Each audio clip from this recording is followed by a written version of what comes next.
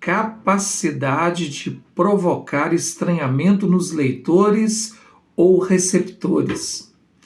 Irracionalismo ou ilogismo, fatos que contrariam as leis naturais. Nonsense, falta de sentido. Surrealidade ou suprarrealidade, situação absurda. Vínculo com o mistério, o desconhecido. Presença do sobrenatural, acontecimentos sem nenhuma explicação. Nos livros, filmes, pintura, séries de TV. Bem, de que eu estou falando? Estou falando do realismo mágico, também conhecido como realismo fantástico. É esse o gênero, é esse o estilo presente na obra A Metamorfose. Isso, esse clássico aqui, ó, do nosso inesquecível escritor Franz Kafka. Bem, se você chegou agora e ficou um pouco assustado com o primeiro minuto deste vídeo, é para ficar chocado mesmo. Eu estava falando do estilo da obra. Provavelmente este foi um dos livros mais esquisitos que você já leu, um dos livros mais estranhos. É um livro único, raro. A partir dele, muitos diálogos, muitas intertextualidades. O Kafka, sem sombra de dúvida, ao empreender o projeto de escrever este livro, que tem mais de 100 anos, deixou muitos resquícios. E muito provavelmente foi a partir de A Metamorfose que nasceu o adjetivo kafkiano. Esse estilo direto, seco, mas ao mesmo tempo impactante, cortante, corrosivo. Bem, eu poderia ficar aqui um tempo enorme conversando sobre essa obra e sobre outros textos do Kafka, como, por exemplo, os contos, os aforismos. Mas por uma questão didática, por uma questão pedagógica, eu quero falar do geral do livro, dando atenção principalmente para os elementos da narrativa, a composição da história em si. Então você sabe, para início de conversa, você sabe que este livro tece uma crítica ao capitalismo. Você sabe também que esse livro faz reflexões sobre a temática do isolamento social. O caráter pessimista do início ao fim do livro. Tudo isso você encontra aqui na internet, em análises profundas, em diálogos com outras áreas da arte, de outras linguagens artísticas, a dança, no cinema, nos quadrinhos, enfim. Isso está posto, né? Mas eu não estou preocupado com esses diálogos, não. Por enquanto ou por hora, não. Eu quero saber, o meu objetivo aqui, o meu intuito é poder ajudar quem lê o livro, quem está chegando ao final ou quem um dia vai ler. Porque a história em si, a história, o enredo, é muito simples. Você não tem nada demais. Você tem um livro que começa com um conflito gigantesco, com uma tensão que se mantém do início ao fim. Por exemplo, aquela entrada, esse início, né? Vamos falar assim, esse primeiro parágrafo do livro é muito reproduzido.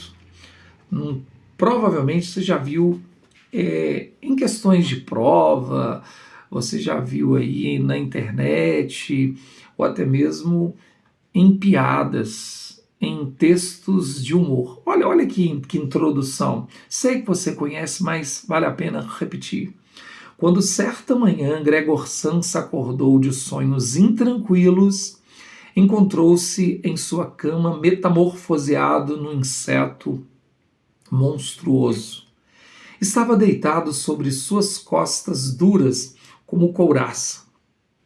E ao levantar um pouco a cabeça, viu seu ventre abaulado, marrom, dividido por nervuras arqueadas, no topo do qual a coberta, prestes a deslizar de vez, ainda mal se sustinha.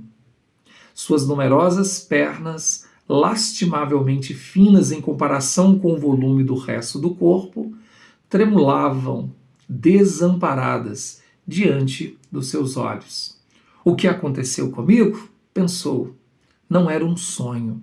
Seu quarto, um autêntico quarto humano, só que um pouco pequeno demais, permanecia calmo entre as quatro paredes bem conhecidas.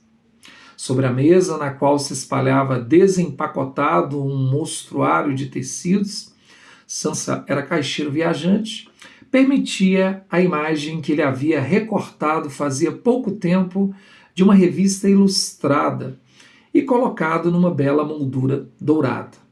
Representava uma dama de chapéu de pele e boá de pele que, sentada em posição ereta, erguia o encontro do espectador, um pesado regalo também de pele, no qual desaparecia todo o seu antebraço.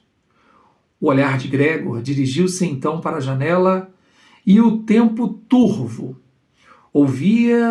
Ouviam-se gotas de chuva batendo no zinco do parapeito. Deixou-o inteiramente melancólico. Que tal continuasse dormindo mais um pouco e esquecesse todas essas tolices? Pensou, mas isso era completamente irrealizável, pois estava habituado a dormir do lado direito e no seu estado atual não conseguia se colocar nessa posição. Qualquer que fosse a força com que se jogava para o lado direito, balançava sempre de volta a postura das costas. Tentou isso umas 100 vezes, fechando os olhos para não ter de enxergar as pernas desordenadamente agitadas, e só desistiu quando começou a sentir do lado uma dor ainda nunca experimentada, leve e surda. Ah, meu Deus, pensou, que profissão cansativa eu escolhi. Entra dia, sai dia viajando. A estação comercial é muito maior que na própria sede da firma. E além disso, me é imposta essa canseira de viajar. A preocupação com a troca de trens, as refeições irregulares e ruins, um convívio humano que muda sempre, jamais perdura, nunca se torna caloroso. O diabo carregue tudo isso.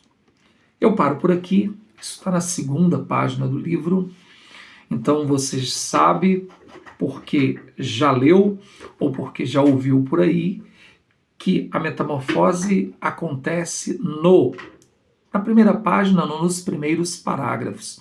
O Gregor Samsa, esse caixeiro viajante, que seria uma espécie de promotor de venda ou representante comercial, uma loja de lá fala de monstruário de tecidos, ele chega em casa, vai para o quarto, deita e no outro dia acorda no corpo deste inseto monstruoso.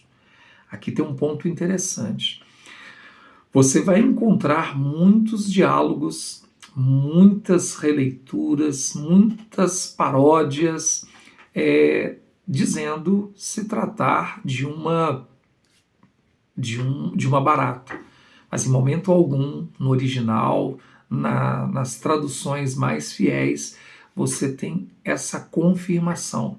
Quando Kafka escolhe deixar inseto monstruoso e não definir de vez que inseto era este, ele amplia a nossa visão.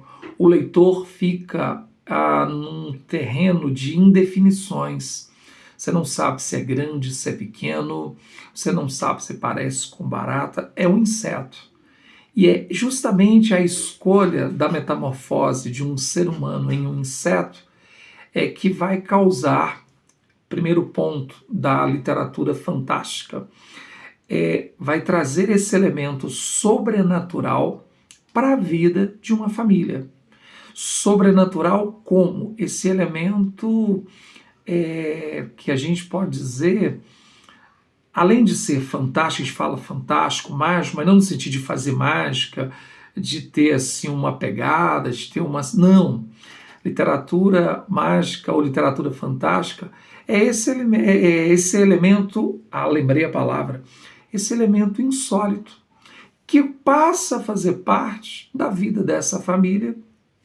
Era comum que a gente esperasse, se fosse no senso comum, se fosse na realidade, como a gente apreende, que os pais de Gregor, a mãe, o pai, a irmã, fossem entrar em contato com o médico, fosse acionar o plano de saúde, chamar a polícia, chamar os vizinhos, fizesse barulho, pedisse socorro. Só que nada disso acontece.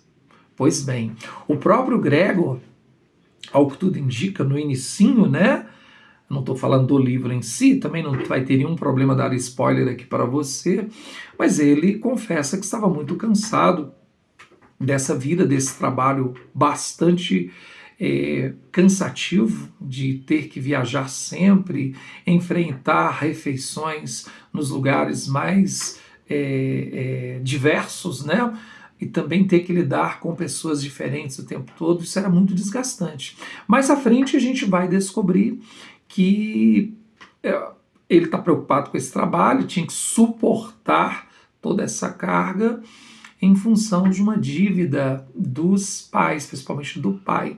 Então, ele era o único provedor da casa, ele era o que a gente chama de arrimo de família, ele que colocava comida dentro de casa, ele tinha que pagar essa dívida e tinha que sustentar a casa.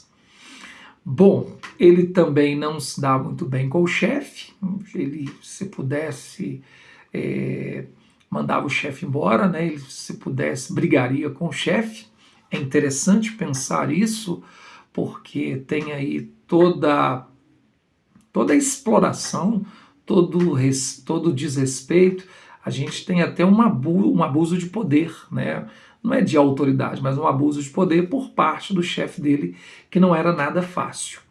Isso é só um pouquinho para a gente entender que o livro é uma crítica à exploração do capitalismo, né? Como que, à medida que a história avança, a gente vai perceber que esse inseto monstruoso em que se transformou o Gregor Samsa é um sujeito que foi sendo desumanizado.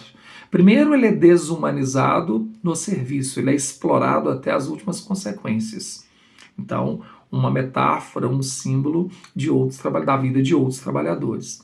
Em casa, à medida que a família que a família não reage, percebe que não vai ter volta, ele vai se tornando inútil. Inútil aos olhos de quem? Inútil diante daquela grana, né? Daquele salário, daqueles pagamentos, né? Dos boletos, vamos brincar assim, né?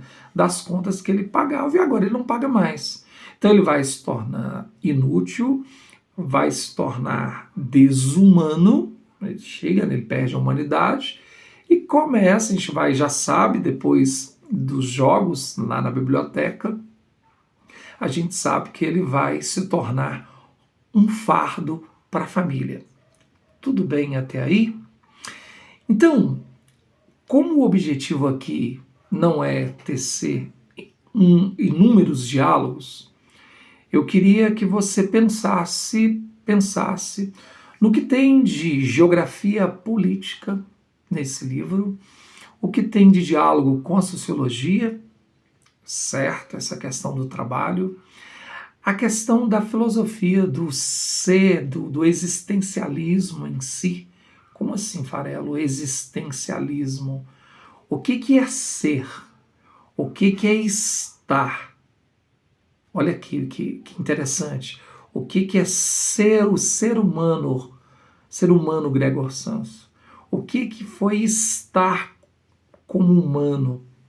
Porque você vai entender muito rapidamente que tem uma questão de identidade diante da família. Bom, o que a gente não pode perder de vista nesta obra é isso não pode escapar. É porque você vai lendo o livro e talvez você tenha acontecido, eu li rapidinho, beleza. Só que se você esqueceu que o Gregor Samsa, do início, vai até o final, você já sabe o que vai acontecer com ele no final. Você não pode esquecer que ele se manteve metamorfoseado. Só que o escritor Franz Kafka, ele explora de maneira tão brilhante. Deixa eu tentar escurecer um pouco. Não, você vai ter que ouvir. Deixa eu só escurecer um pouco o solo aqui.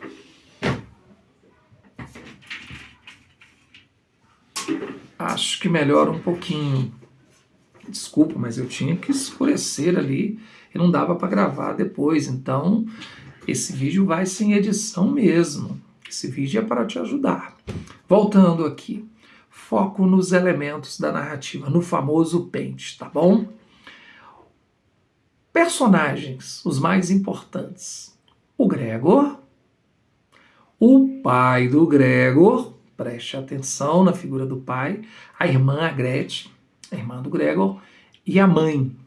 Tudo bem, não lembro nem o nome da mãe agora, nem sei se menciona. Não sei, que eu não lembro mesmo. O chefe e os inquilinos lá não são relevantes para a gente, não. Por hora, não. Então, são os personagens. O enredo é muito simples. Esse sujeito que que vai se metamorfosear adiante, isso nas primeiras páginas, e essa história vai se manter ali, as implicações, ele tentando se mover na cama, tentando andar pelo quarto, se mover dentro do quarto, as dúvidas, discussões, os pensamentos dele, seu enredo, não tem nada demais. O narrador merece atenção. O narrador é observador, é um narrador onisciente, ele narra de uma maneira muito fria, ele conta a história assim, numa linguagem de documentário, uma linguagem de reportagem, sério mesmo. Parece que tem alguém contando uma história, mas assim, sem nenhuma interferência, ele não faz nenhum julgamento. Não é aquele narrador de outras obras que nós vimos, né? Um narrador que a gente poderia dizer, ele dá comentário. Não, ele narra como se tivesse tudo de boa, tudo assim, muito tranquilo. A história flui. Ele é um narrador frio, muito frio, eu diria. Ok. Agora, personagens, enredo, narrador. O tempo não dá, o tempo cronológico, não dá para dizer assim que a história se passou em 1912. Você não tem em momento algum uma data específica. Isso é uma estratégia que os escritores utilizam até mesmo para deixar a história mais atemporal, mais indefinida. Segundo, o último elemento que eu diria que é o mais importante depois do protagonista, depois do Gregor Samsa, o elemento mais importante do pente é o espaço. Não tenha dúvida disso. Se a gente for parar para pensar, o espaço principal da obra, o espaço geográfico, físico, né? É o espaço da casa. O espaço interno da casa. Tudo bem.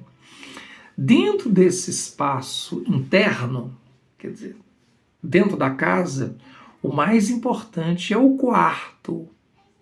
Farelo, o quarto porque o quarto, e o Gregor fala que o quarto era pequeno, então você imagina o Gregor, havia uma incompatibilidade ali. Não é o personagem que se metamorfoseou no inseto monstruoso, você imagina um inseto gigante, e o quarto minúsculo. Essa questão da história passar em maior parte do tempo no quarto, a ideia de 4 paredes, de cubículo, isso contribui para o tom da narrativa. É uma narrativa de tom melancólico. A gente pode pensar tristeza, angústia. O nosso protagonista, a todo instante, está ali se revirando nos seus pensamentos, nas suas dúvidas, com as suas questões. Então, foco no espaço, né? Tanto que ele vai ser engolido pelo espaço, por assim dizer. Bom, dito isso do espaço, que contribui para esse tom, lembrando que tem a chuva no início do livro, a chuva leva essa atmosfera de tristeza também para a narrativa. A gente tem que pensar agora na relação do Gregor Samsa com a família. A mãe é um pouco apagada, entre aspas, por conta do patriarcalismo, da sociedade como um todo da época. Ok, ela não vai interferir tanto. A irmã, inicialmente, demonstra-se uma pessoa empática, ela se coloca no lugar, ela leva comida para o irmão, mas Kafka representando ali experimentando, né, e provando as características da literatura fantástica ou do realismo fantástico / mágico, a irmã não vai ter um susto, um assomo, nada disso. Ela vai tratar, vai colocar comida para ele. Dá muito a ideia de colocar comida para um bicho, para um animal. Eu acho que até um cachorro, um pet, um cachorro, um gato, receberia melhores cuidados, um tratamento mais refinado do que aconteceu ali da irmã com ele, a Gretchen. Até aí tudo bem, depois a gente vai perceber que a irmã também tem um total desprezo demonstra total desprezo pelo Gregor, né? O Gregor Samsa. Já o Senhor Samsa é um grave problema, porque ele representa o lugar da autoridade. Ele é um pai toscão, a gente pode ler assim, mandão. Na verdade, o Gregor está trabalhando para pagar uma dívida dele, fala da família, mas ele que contraiu a dívida. Isso não fica nas entrelinhas, não. Isso fica muito claro com uma primeira leitura.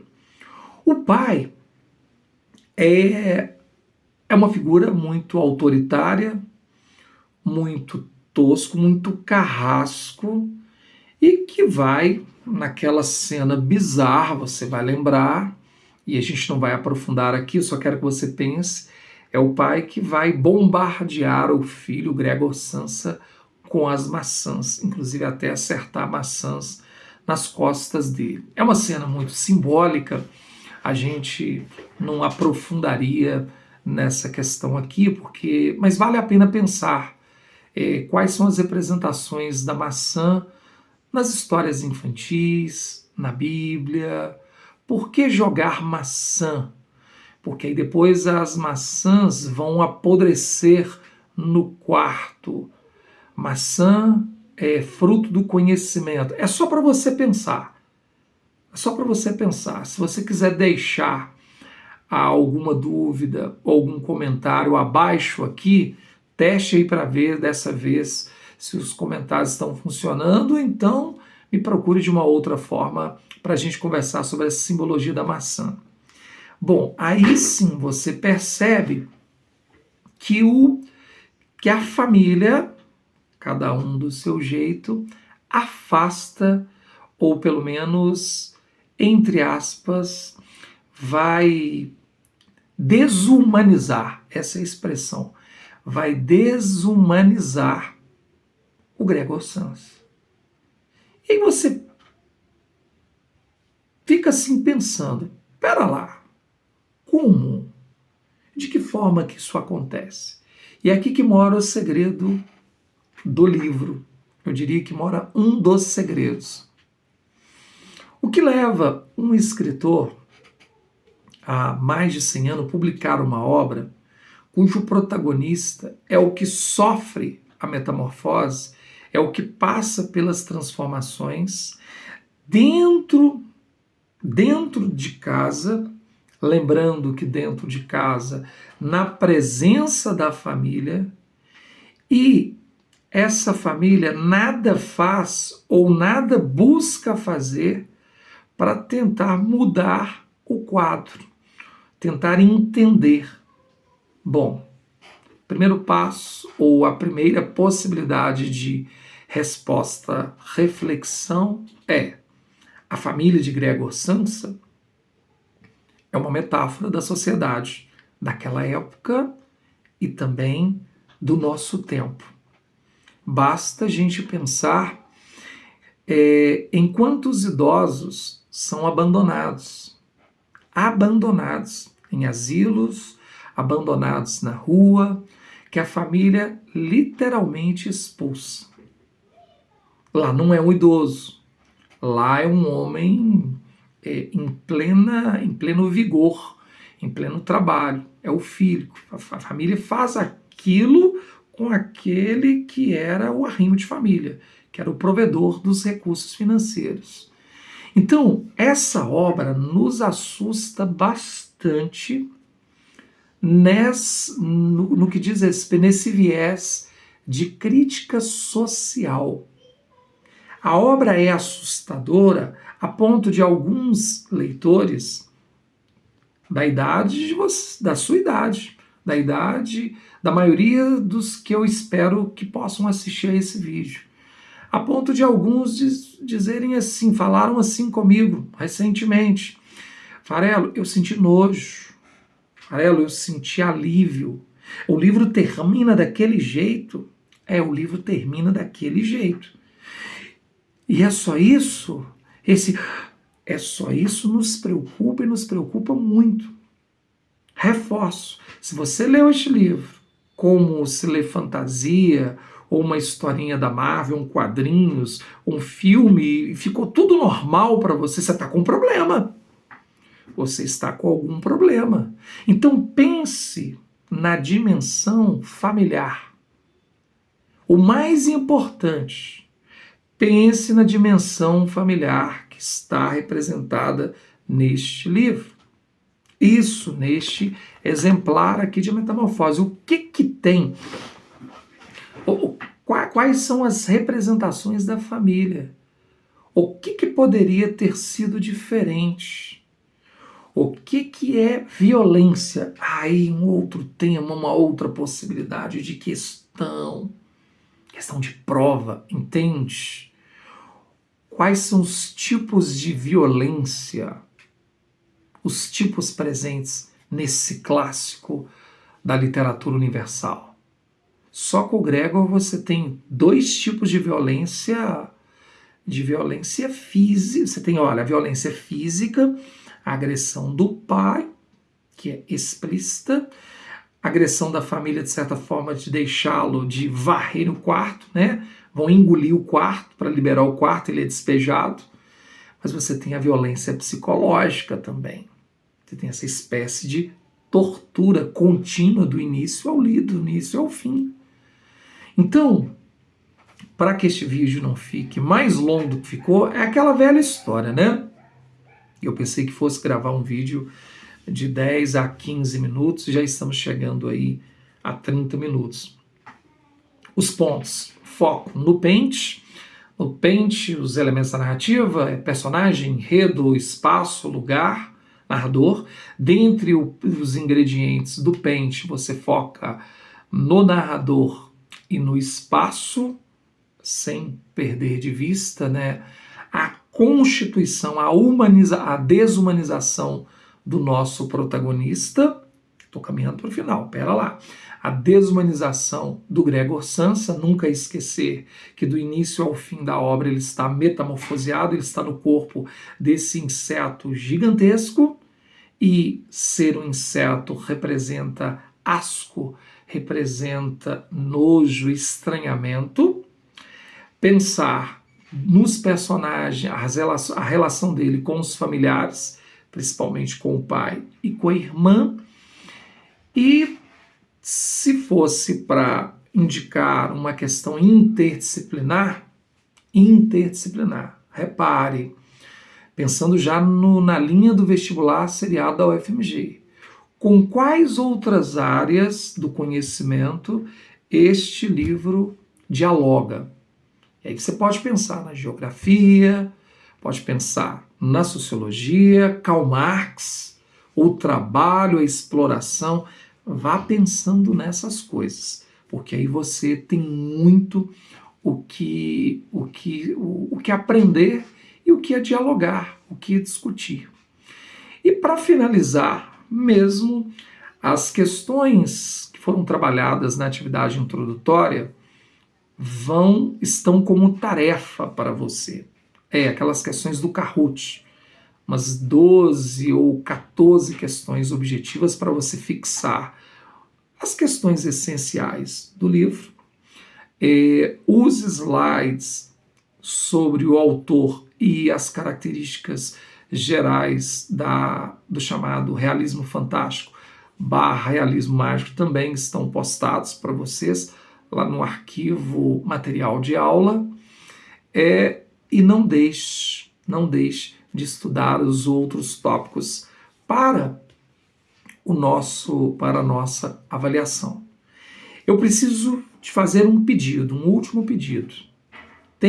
Pelo menos tente, deixar um comentário, deixar a sua dúvida aqui abaixo, porque aí o YouTube vai entender, que este vídeo não foi gravado simplesmente para falar de um clássico, mas para ajudar aqueles que leram ou estão lendo a obra. E a gente pode criar aqui com mais frequência vídeos sobre outras obras, sobre outros assuntos. Combinado? Forte abraço e farelos por aí.